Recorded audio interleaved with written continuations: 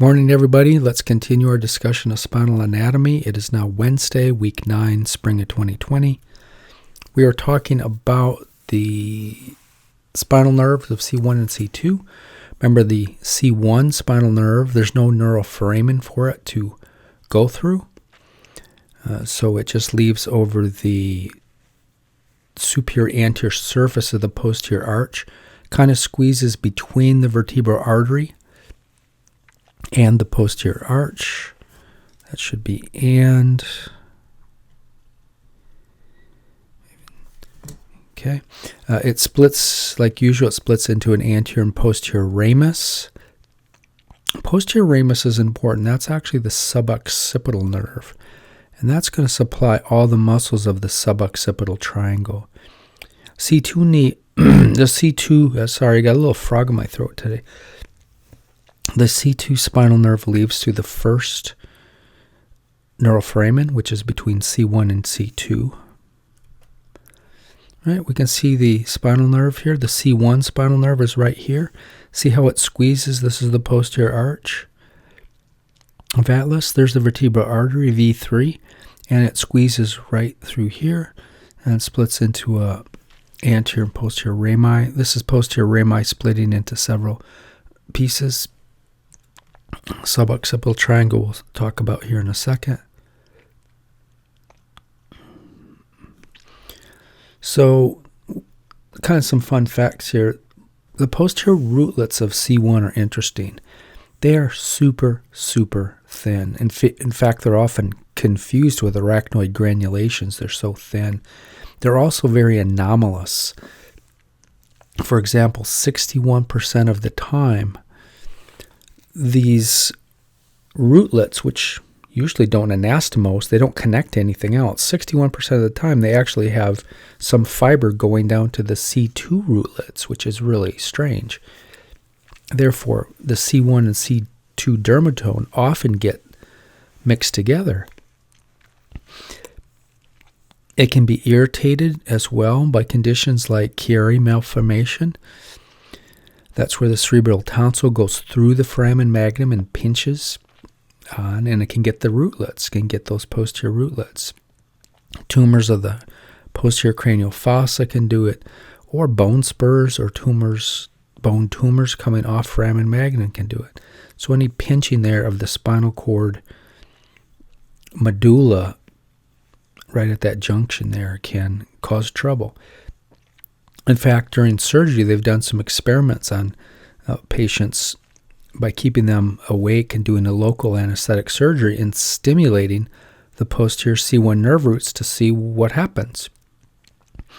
And they develop pain in the orbits of the eyes, the forehead, the top of the skull, depending on which region of these nerve rootlets are stimulated. So C1 pain can do some kind of strange things. It can definitely cause headaches. Not suboccipital headaches, though. Interesting. The dorsoroot ganglia may be absent. That's crazy, right? That's where all the nerve cell bodies live. So that might not even be there on some people. When it is present, there's no neural foramen for it to be in, so it just lies on the superior posterior part of the posterior arch. Its posterior ramus, the suboccipital nerve, doesn't divide into a medial or lateral branch. So that picture back here, I think I messed that up. There is no anterior and posterior ramus here. Or there's the anterior and posterior ramus. I did get that right. But remember how the posterior ramus usually splits into a medial and lateral branch? That doesn't happen. That doesn't happen with the with cranial nerve 1 or with C1, the spinal nerve of C1. Posterior ramus again loops superiorly, and it gives motor function to all the suboccipital muscles. So this is a really high area of, boards love this area. I usually put this on my worksheet. I didn't put it on this time around, or one behind. Well, let's take a look. Let's fall down a rabbit hole. Let's take a look at the suboccipital triangle a little more closely. So a triangle, you would think it's made of 3 muscles, but there's really 4 muscles that make it up, although 2 of them are very similar. So it's a small bilateral group of 4 muscles on each side. It's found in the deep suboccipital region, so right kind of under the occiput there. And here they are. Or first, in order to see them, you can't just see them. You have to take off the trapezius muscle, the superior fibers. And the next layer under the trapezius is splenius capitis and semispinalis capitis. Those have to be removed. But here are the stars of the show. Really easy question. Rectus capitis posterior. Rectus capitis posterior major and minor. And so that's, they're pretty similar. So that's kind of where the triangle comes from. There's 3 of them. Obliquus capitis inferior, obliquus capitis superior. So those are the 4 suboccipital muscles. Really nice picture here. And we have cut semispinalis capitis out of the way and splenius capitis out of the way. There's splenius capitis there. Semispinalis capitis is cut there. And now we can see quite nicely the suboccipital triangle. So we have the 2 rectus capitis posterior muscles are side by side. The minor one is more medial. The major one is more lateral. Okay, so that's one side of the triangle. The base of the triangle is obliquus capitis inferior, and the lateral border is obliquus capitis superior. So see how it forms a triangle, right? It's a nice triangle. We'd have to cut more of those away to see them coming together.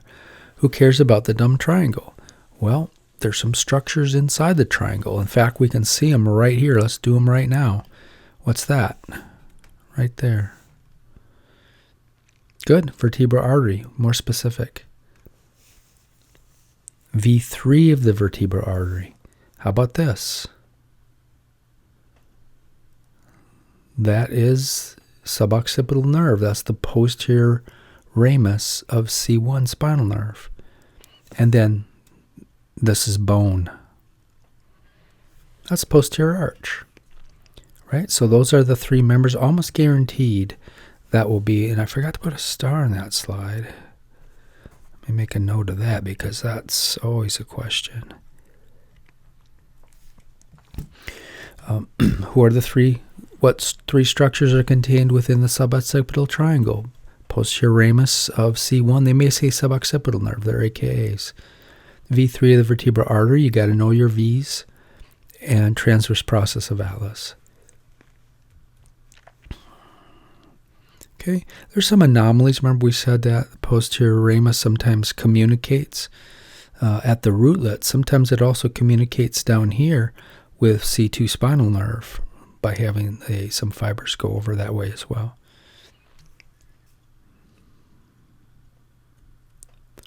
All right, there's your lab. I don't think I put that in your lab this time because you already have 5 worksheets, so that's enough. But just let me stress again, that's very important. All right, some more fun facts about the suboccipital muscles. Well, they're bilateral.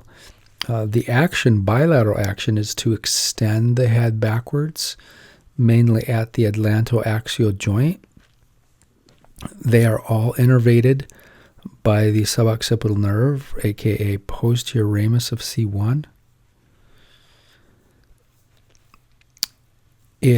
How does it get into the posterior ramus get into the suboccipital triangle? By squeezing between the vertebral artery and the transverse process of C1. We already said that. Vascular supply is via the vertebral and occipital arteries. So who's the blood supply? Well, that's the vertebral artery supplies that, as well as the posterior occipital artery in particular. There's just a little chart showing all the origins and insertions. I think that's probably too deep to get into, but if you want to crush boards, you could probably memorize that stuff. I mean, the innervation's easy. They're all extensors of the head except for obliquus capitis inferior.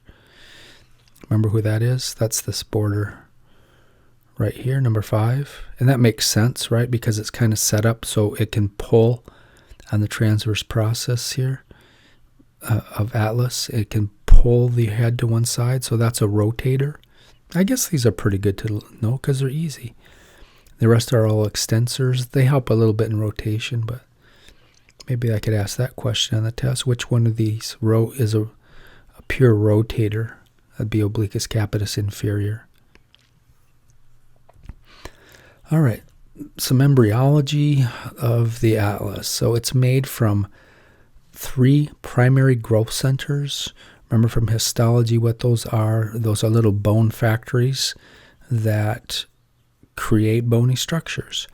And there's primary and secondary ones. The primaries pop up first. And osteoblasts are born out of mesenchymal cells and they start making bone. So for the atlas, there are only 3 of them, which is weird, right? Because what's the parts of atlas? We have an anterior arch. We have a lateral mass on each side. And then we have a bigger posterior arch. So how come there's only 3 of them? So there's 1 in each lateral mass here. You could say the articular pillars as well. There's 1 in the anterior arch. And that's it. There's not 1 in the posterior arch, which is, there's your board question, because that's weird. So the ones actually here in the lateral masses create the lateral masses, and then they go on to spit bone in this direction. And of course, we know this is anterior. We know this is posterior. Right? They spit bone this way. And then they meet and fuse in the middle. Got ahead of my slides. I guess I better get that out of there. Right? So no, there's no primary ossification center in the posterior arch. So what makes the posterior arch then? I just told you. The lateral mass ossification centers, they grow bone not only to make the lateral masses, but they spit bone posteriorly and then kind of posterior-medially as they come together to create the posterior arch. The anterior arch ossification center forms only the anterior arch, which is weird. You think it would be reversed because it's such a small structure. Lateral mass ossification centers form about the 7th week of life. There is a right and left posterior arch that needs to be formed from these. The bone is spit out in the anterior to posterior direction, right? And then it comes, there's the anterior arch. We'll say it's there already, although it's not. There's the lateral mass. This is an overhead view. And they are grown this way, right? Further this way, more growth.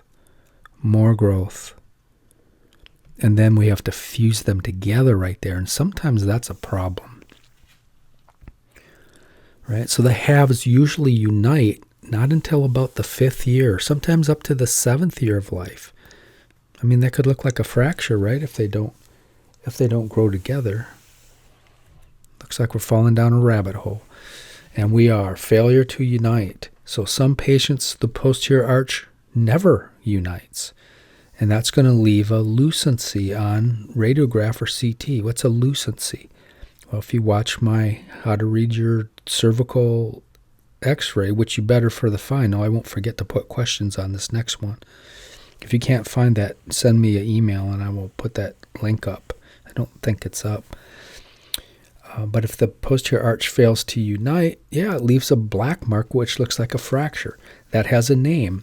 That's called agenesis of the posterior arch of atlas. Agenesis of the posterior arch. You could just probably leave off atlas because there's only one posterior arch.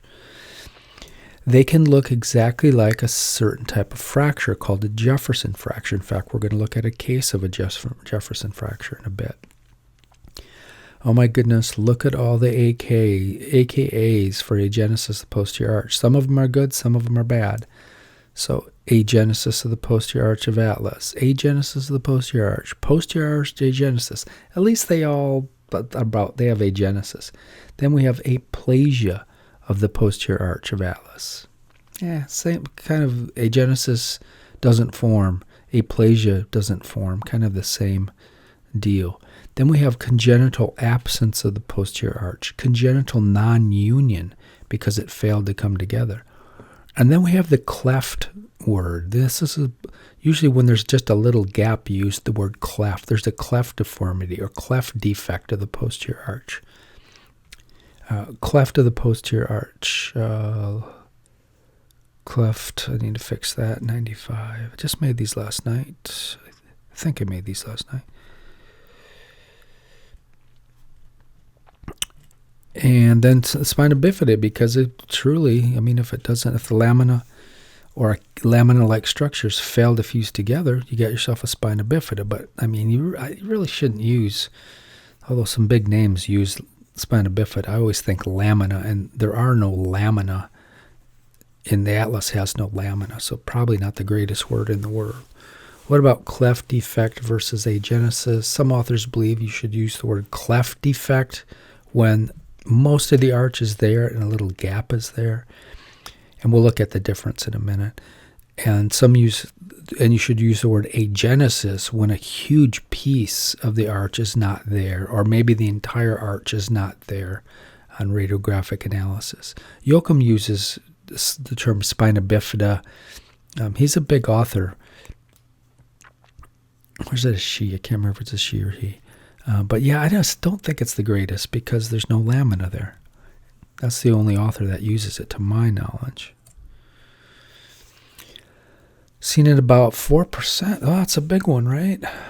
It's almost as prevalent as sacralization and lumbarization. Transitional segments of the lumbar spine are getting up 5, 6, 7%. So it's very common. Could be a unilateral problem, could be bilateral. Could be the entire posterior arch. That would be an agenesis of the posterior arch. Could be a little piece. That's probably a cleft defect would be better. Right? So it can be different flavors. So let's look at this. Here's a 37-year-old status post MVA. What's MVA?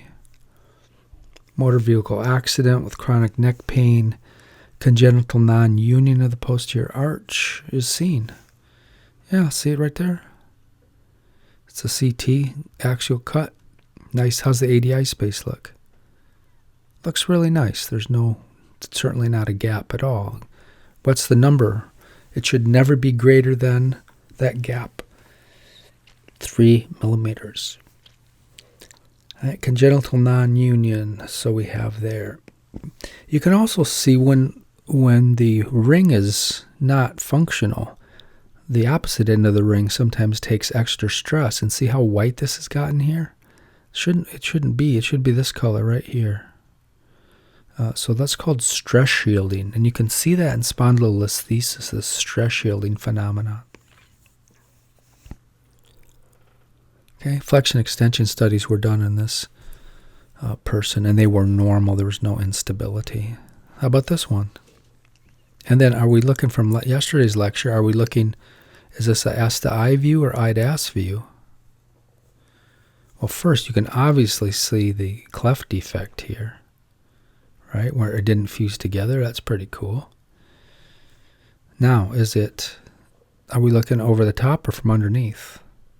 It's underneath, right? These are circular, they're flat. Those are the inferior articular processes. The facets this is what they look like. Remember, the superior ones are scalloped and hollow. Okay, what about this guy? 42-year-old comes in your office, brings a CD of a recent CAT scan, and he's got chronic headaches, wants you to try to treat him for the chronic headaches. Wow, well, we got a huge problem, don't we? This is not a cleft defect. This is agenesis. Agenesis. So there's no bone here that we can see. Right? And same view here. What's this, by the way? Good, somebody said it. Foramen magnum is right there. Just to blow up. There's that big bifid spinous. You can't see the bifidedness of it, but there's a big spinous process right there. So there should be an arch right here. There's nothing there. So agenesis. Total agenesis without assimilation. Sometimes when you see something like this, you can see the anterior arch up here. It can be, well, it shouldn't be in the foramen magnum, but you can see it back here stuck to the occiput. What about the clinical significance and any associations with this congenital nonunion? They're usually completely asymptomatic. You'll never know you have one unless you get an x-ray of your neck. However, on occasion or rarely, patient can have all sorts of trouble, and it's not because of the nonunion. It's because of these darn associations. So if you see one congenital malformation, always think there's another one. It may be osseous, it may be the heart, the liver. Because if one organ is messed up or one system is messed up, there's probably another one messed up as well. So the known associations, look at all the stars. This looks like fifth quarter. I shouldn't have put so many stars. I promise not to do that. But so blocked vertebrae, which in and of itself is usually no big deal. Klippel-Feil syndrome, won't get into all these. Central stenosis, super common. I'll get into that one a little, where the vertebral foramen or vertebral canal is severely narrowed to the point it's pinching the spinal cord. What does that cause? It causes myelopathy. And then there's that Arnold-Chiari malformation, where the cerebral tonsils, I think we will talk about that next week even more. Cerebral tonsils descend past the foramen magnum. Let's do a case. These cases are fun, aren't they? See how good you are. 36-year-old with chronic headaches and neck pain without radicular pain. What's that mean, radicular pain? We've talked about that's a radiating pain down the arm or down the leg that has a little bit of local focalness. It's like in a dermatonal type pattern. It doesn't have to be a perfect dermatonal pattern, but it has to be something like that. What do you think? Cervical curve is shot, right? Look at the disc spaces. Count. Where's C1? There's C1. Look at the ADI space. Always find out, look for the dens. Oops. You can see the dens there. Always look for that dens. Then look for the anterior arch tubercle right there. That's not 3 millimeters, so that's fine. Look at the disc spaces. So that's C2, C3. Uh-oh, some of you see a problem, right? Where's the disc space? You see the disc space is here and here. Where's the disc space? Where is it? Fused together, right? So this is a congenital blocked vertebrae. Failure of segmentation. You'll learn about that as you go through the program, right? Congenitally blocked vertebrae. What about this? Yeah, it's a cadaver bone of, fused. Another blocked vertebrae, C2, just like the one we just saw. So always do a careful neurological exam on people with agenesis or cleft defects. How come you have to be careful? Again, it's because of their associations. Maybe they have Arnold-Chiari malformation. So watch your neurological exam. Right? Structural defects, not the problem. It's the associations. So Arnold-Chiari can cause all sorts of horrible headaches, and we'll look at that in the future. But yeah, so watch your neurological exam, which you'll learn to do as you go through the program. Differential diagnosis for agenesis of the posterior arch. So sometimes, as I said, the atlas the posterior arch can be there, but it's stuck to the occiput. And that's called occipitalization or assimilation of C1 or C1 assimilation. And it's just kind of like sacralization. It's just kind of a malformation that has formed. Occurs when part of the atlas fuses to the occiput. There are other things, though. Osteolysis. Maybe you have breast cancer and it goes, and the cancer finds its way into the posterior arch and eats it away. And you have no posterior arch. So it could be metastatic disease. An aneurysmal bone cyst can also make the cortex and bone look so thin that you can't even see it there. So those are some differential diagnoses. I do like my differential diagnoses. Normal or not normal? Yep, definitely normal. There's the dens right there. We'll be talking about in a bit. How about this? It's kind of an oblique view. But you can clearly see the dens. But should you be able to see the dens? So if I flip back to this one. Well, from this view you can see it. But this is a more lateral view. Yeah, some of you see it. Where's the posterior arch? Right? Go back to this. Here's the condyle. There's the posterior arch, or there's the superior articular process. Yeah, you saw it. See it up here? There's the posterior arch. They have a cleft defect, right? And there's the other posterior arch. Not only are they not meeting, but this one's fused to the occiput. And this one's just kind of flapping in the wind here. Okay, it's assimilated atlas and occiput and atlas. If you can't see it, I drew it in. All right, let's get out of this hole here. Let's get back to our embryology. So, primary ossification center. We said in the anterior arch there's only one. Usually pops up later, though, in the first year of life. And strangely enough, it doesn't turn into a vertebral body like these other kind of forward ossification centers do to make a regular vertebral body. So that's a little bit weird. It doesn't make a body. It just makes this little arc type thing with a little tubercle on the top of it. Normally around the age of 8, it's completely fused. So this one's can hang around for a long time. This one's more rare, though. We don't see this one that often. So around 8, it completely fuses with the lateral mass. So if we're going to draw it down here, here's a lateral mass. Here's another lateral mass. Here's your posterior arch. Looks like a happy face. So it may start just like this. And then with the passage of time, let's see, I could change my color here. With the passage of time, it finally grows together in the front, and it finally grows together like this. That's how it forms. But of course, does it always grow together? Of course not. It can. There can be a failure of fusion with the anterior arch, just like the posterior arch. And then we get an anterior arch cleft defect or agenesis. Maybe the whole thing doesn't form. Still like cleft defect for little problems and agenesis for big problems. Another AKA for the anterior, and you could say this for the posterior, I guess, too, a congenital nonunion, where they fail to come together, the sides. So this one is not nearly as frequent.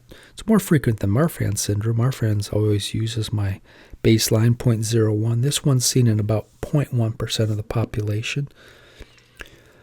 There's often a concomitant posterior arch defect if you have an anterior arch defect. What's that word mean? Concomitant. You should know that, right? I think I've talked about that before. In addition to. So the patient has diabetes and concomitant asthma. So there's two things at the same time. And yeah, it can be confused with a fracture. Here's a 59-year-old who came in with chronic neck pain and headaches following a motor vehicle accident. CT was ordered because the x-rays looked funky. What do you think of that? Those fractures? The bone's rotated, isn't it? Yeah, assuming the head is straight, we got a little rotation. Right? Because, this should be straight. transverse processes should be straightly lined up. But the space between the dens and the lateral mass is fine, so don't worry about that. But yeah, we got two cleft defects, an anterior and posterior arch cleft defect here. Has nothing to do with anything, but if they have these defects, you have to watch out for other problems like, well, I'll get into it. There's other different problems that can pop up, right? Arnold-Chiari malformation comes to mind. And here's another type. I couldn't find a picture of one of those, but here's another type of defect where that part didn't, the anterior tips, anterior medial tips fused together just fine, but where it connects to the body, it failed to fuse. So we have cleft defects like that as well. Case study, so there's an 11-year-old boy was out boogie boarding in Hawaii. A big wave slammed him like this guy. Sandy Beach, I think, is notorious for this. That waves get really unusually big right beach break, and it can slam people right head first down. So it knocked him unconscious. When he came to, he said, "I feel good. My neck's a little stiff. I feel fine. I don't want to tell my mom. I don't want to tell anybody." He just refused the ambulance ride and went home. Mom brought him in the next day. Said he had a boogie boarding accident. And after you got the story out of him, you said, "Oh, man, we better take x-rays before we do anything to you." Good thing, right? A lot of people don't believe in x-rays. Let's check this out. Good thing they took x-rays. Here's the x-ray. He's a definitely 11-year-old. You see it? Now, when you're looking, I mean, you can look at all. There's a spinal laminar line. You'll learn all this stuff. You look at the anterior vertebral bodies to make sure they're in line. Spinous processes. You see any fractures? No, they look funny. Something's funky here, though. We didn't talk about the spinal laminar line, but it's way too far forward here. This line where the spinous process meets the lamina should be right here, yet it's up here. The other thing to do is always find the dens, and you have to hallucinate a little bit. But I can see it right there. And once you find the dens, find the anterior arch and tubercle. Aha. Well, we have bone here, though, but nevertheless, there's the anterior tubercle. What's the rule? Is that more than 3 millimeters? That's probably 12 millimeters. Right to the hard cervical collar, send them right to the hospital. Right? I would probably, if you want to be ultra conservative, I would call the ambulance. Because if you say, okay, go to the hospital, and mom gets in a car accident on the way to the hospital, and the boy wasn't strapped down, he possibly could die because this doesn't look, it looks very unstable. Right, so I drew that in for you to see it, and yeah. So they got to the ER. What's the first thing they did? They ordered a CAT scan to see, because there's still bone here. What's the deal with it? How come we're seeing bone? So it's not a perfect slip. I mean, I can see difference in spinal laminar lines. Looks like there's some rotation in there. Here's the patient laying down. Here's the cut line, cut going right through the atlas. So it's way twisted, right? But what else has gone crazy here? Well, here's the anterior tubercle. So it's way off center. The den should be connected to that. So all these ligaments have been ripped away. Huge fracture. That's not a cleft defect. Here's a cleft defect. So just by happenstance, they had a cleft defect. Okay, see how smooth it is? And symmetrical, that's not a fracture. But see how jagged this is? That's a fracture. So, surgery. Right? So we have a nonunion or cleft deformity. And are these nonunions? Yes and no. Well, that's a nonunion. I see what I'm saying. And that's a fracture. In fact, that is called a Jefferson fracture. Usually from jumping into a shallow pool or butting a football player, ramming his head into some huge lineman with without using good technique. So yeah, so the spine surgeon came in, had to do a fusion. They had to stabilize this because it's just too dangerous. Any force could, chiropractic adjustment, you push this forward, there's nothing to stop it. All these ligaments are damaged, and there's the cord right there. So the posterior arch could jam right into the cord and paralyze the person. This cord is super delicate. All right, axis. How are we doing on time? Doing fine. So there's time to talk about the atlas, or the axis is weird because it's got that dens we've been talking about. It's got these weird kind of helicopter landing pads that are fairly flat and round. Those will articulate with the flat and round inferior articular processes of atlas to form the atlantoaxial joint.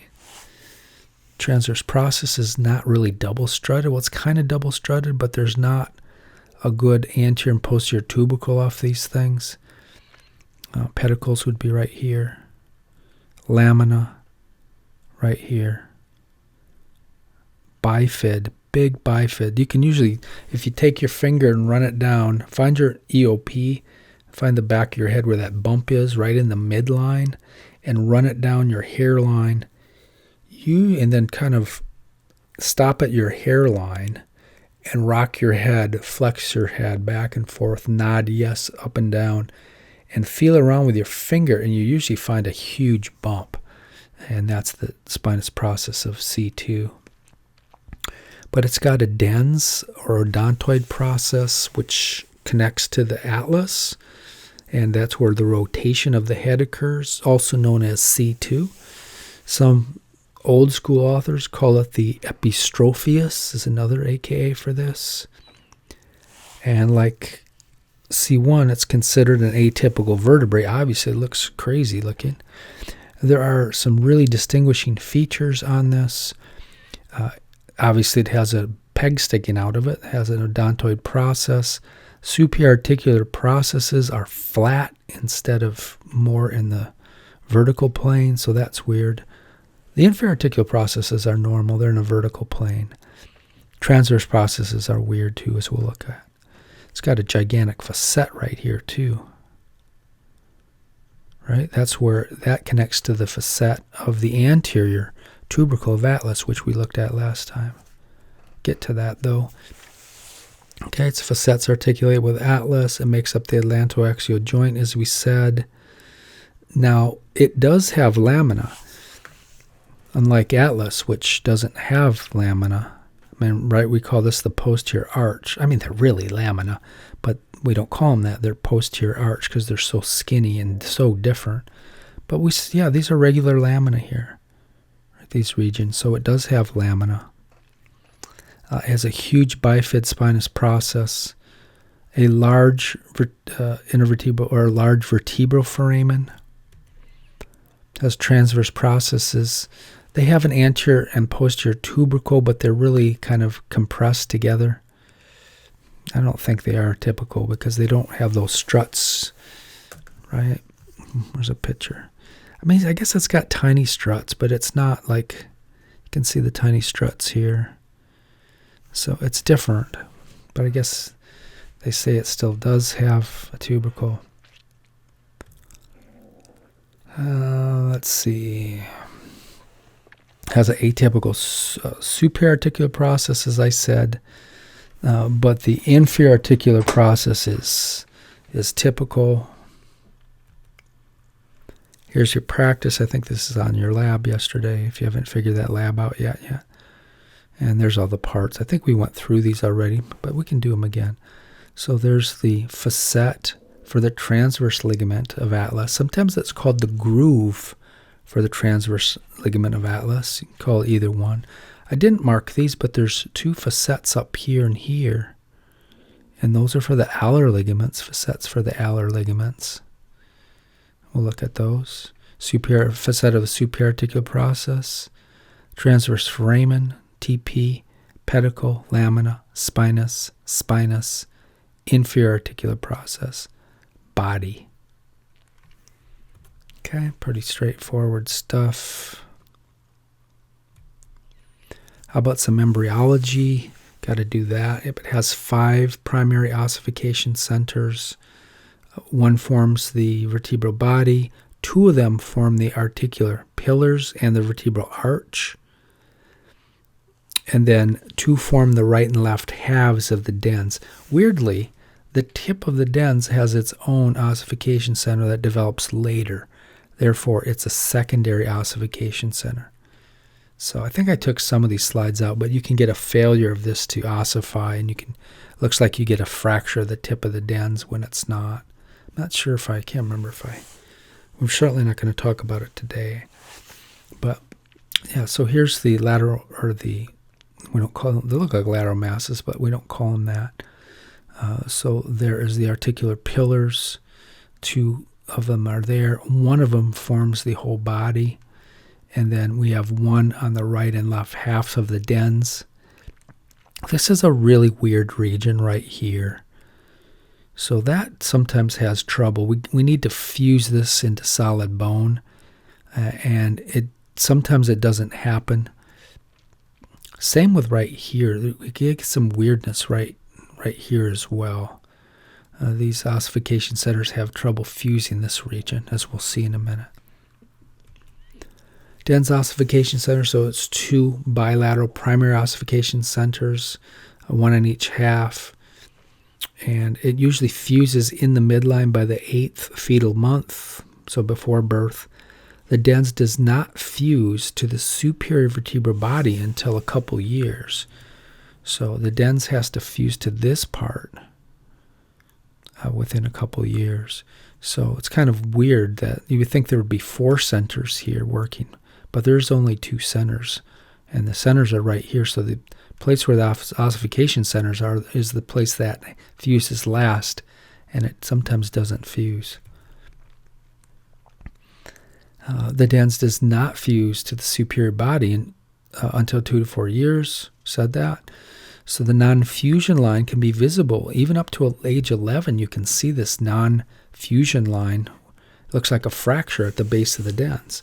In fact, 33% of people keep that fusion line on X-ray, or that kind of non-fusion line on X-ray, throughout life. Frequently confused with a fracture. I should probably change that to non-fusion line.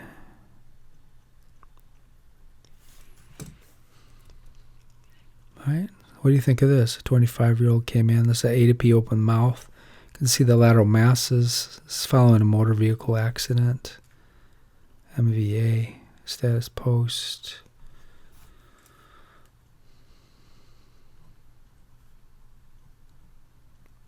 What do you think?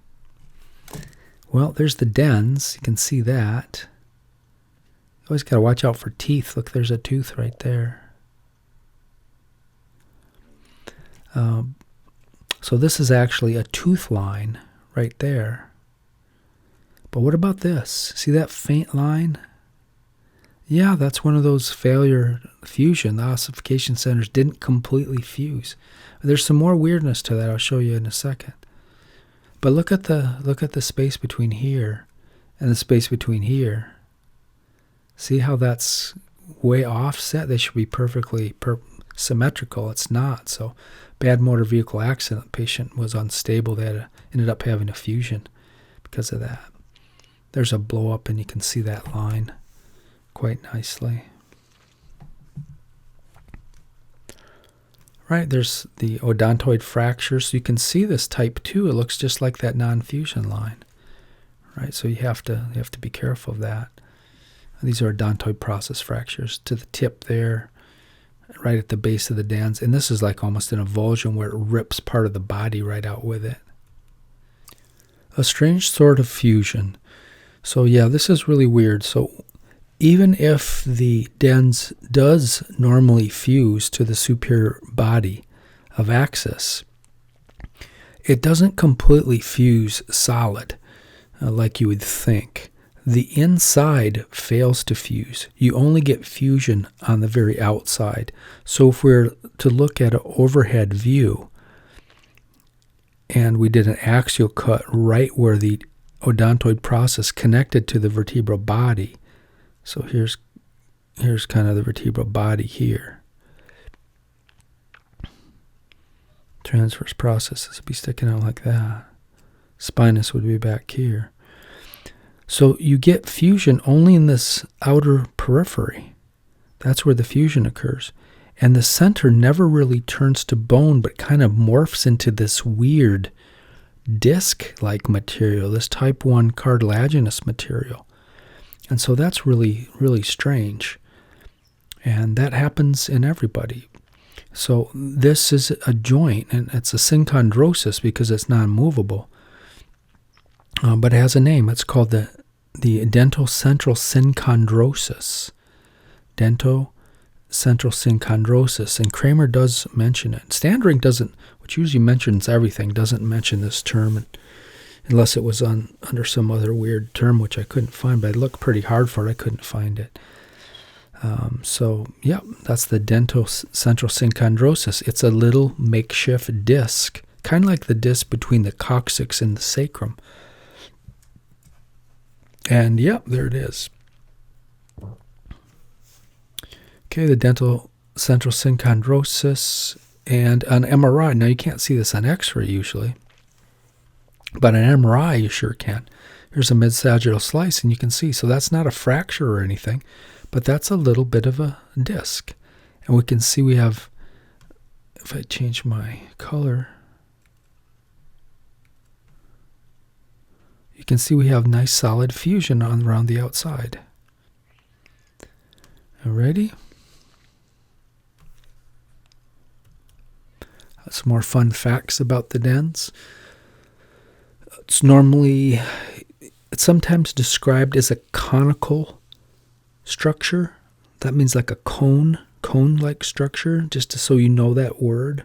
Peg-like or cone-like structure. It's usually about 15 millimeters tall.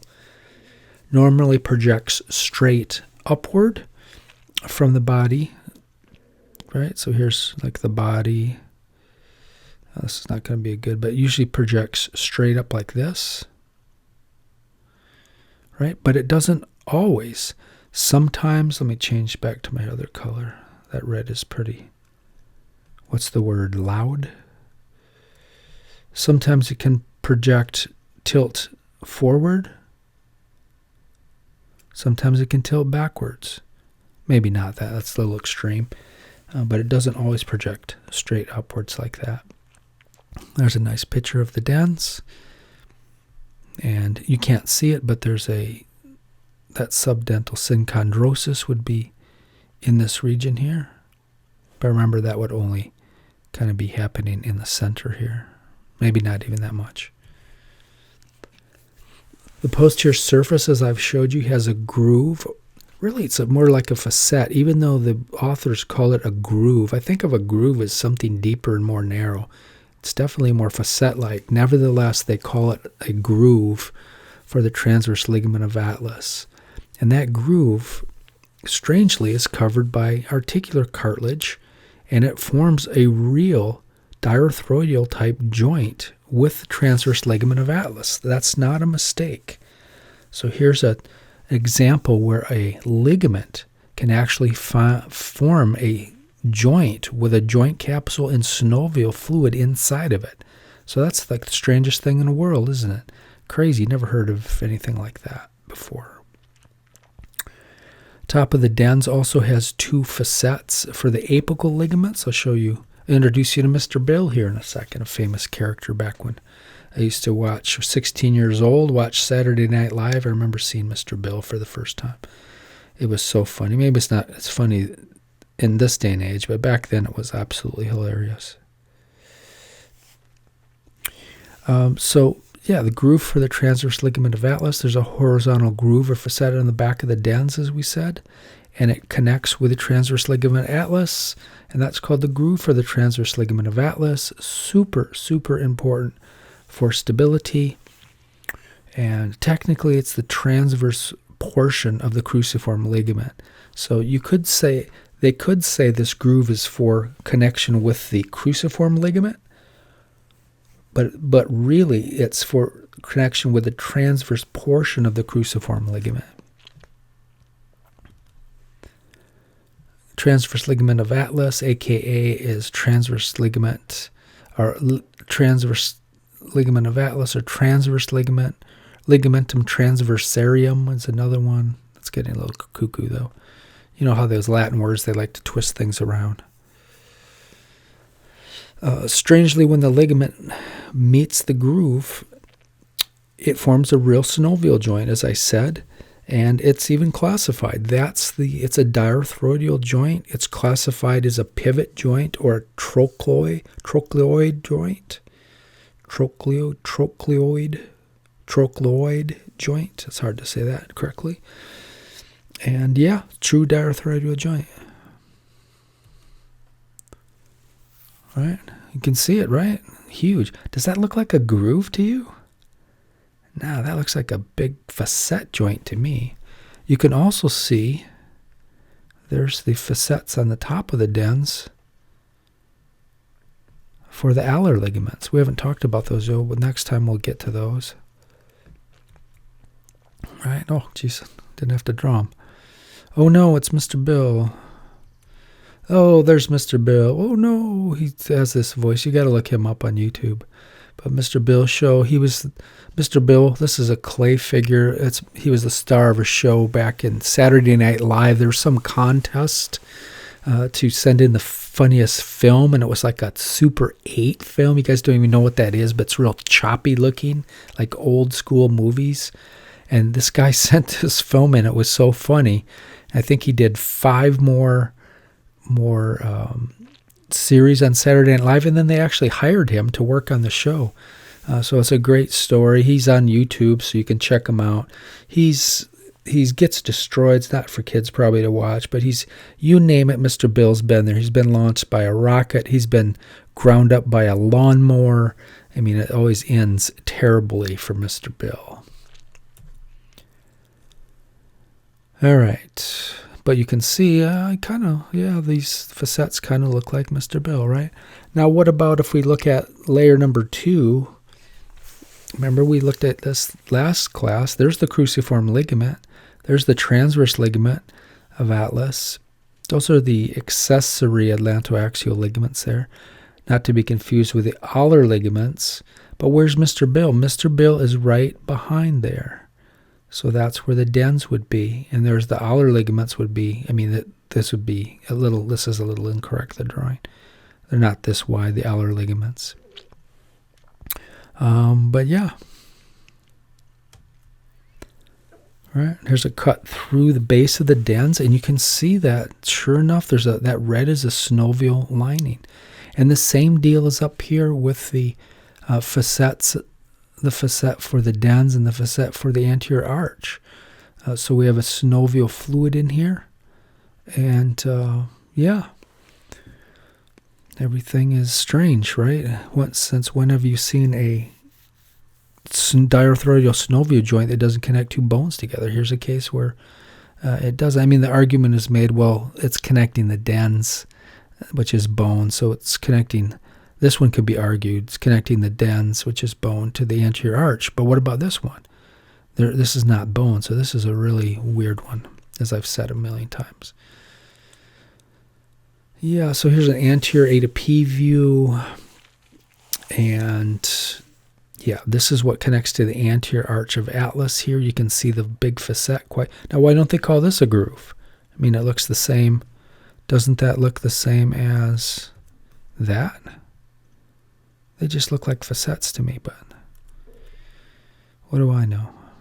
There's a vertebral body right there. Let's see. I got out of control here, didn't I?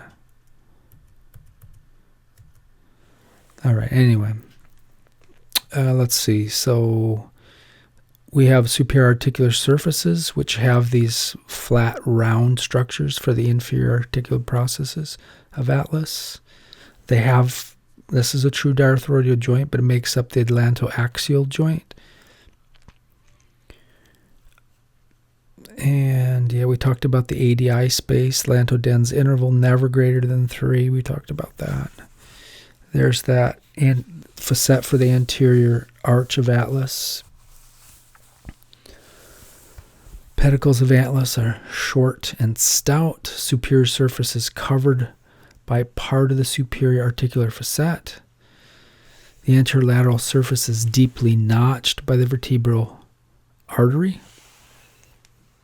Although I have trouble seeing that sometime on axis. Inferior surface has an inferior vertebral notch. You can see that. Should get some pictures of that.